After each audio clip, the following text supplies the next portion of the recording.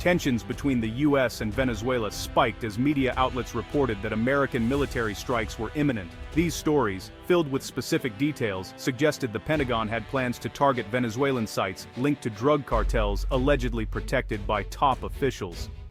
The reports framed the operation as a counter-narcotics mission, not a political intervention, but the implications were enormous.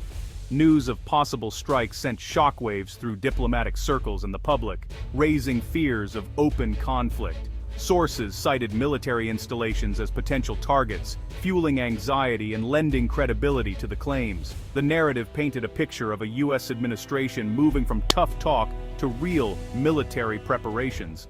The idea of U.S. strikes in Venezuela carried the risk of devastating consequences for the region. It marked a potential escalation in U.S. efforts to pressure the Venezuelan government.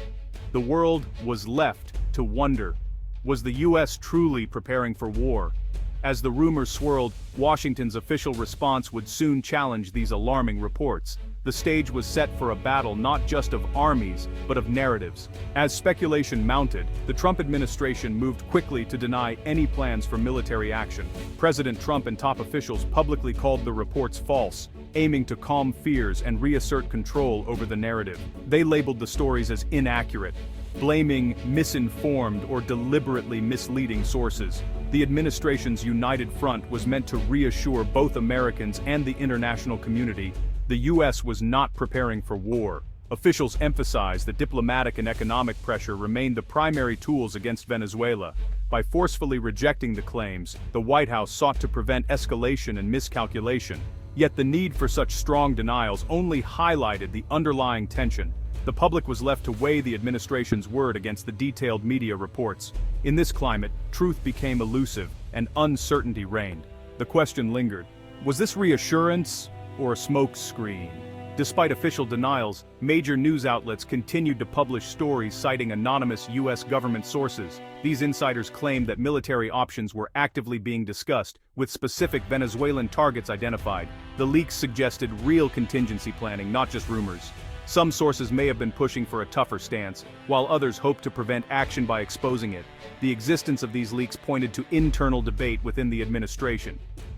The gap between public statements and private discussions revealed the messy reality of foreign policy. The public was left to choose between official reassurances and the warnings of unnamed insiders. Was the administration's denial genuine, or a diplomatic cover?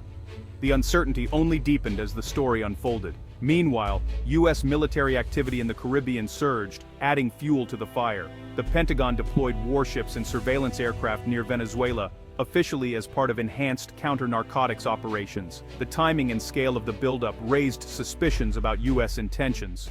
While the administration insisted the mission was to disrupt drug trafficking, critics saw a strategic move to pressure Venezuela. The military presence projected American power and kept Venezuelan leaders on edge. Analysts argued the buildup served a dual purpose: fighting crime and signaling readiness for intervention. For some, the deployment confirmed fears of an impending attack. For others, it was plausible deniability.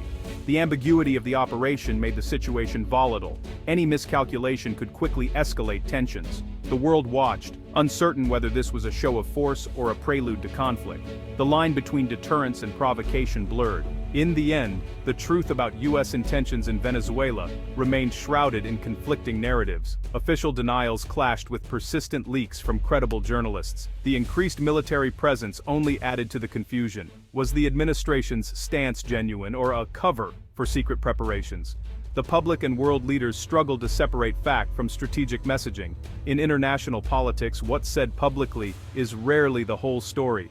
The real answer likely lies somewhere between firm denials and detailed leaks. Until clarity emerges, the question of U.S. action in Venezuela will remain a source of debate and concern.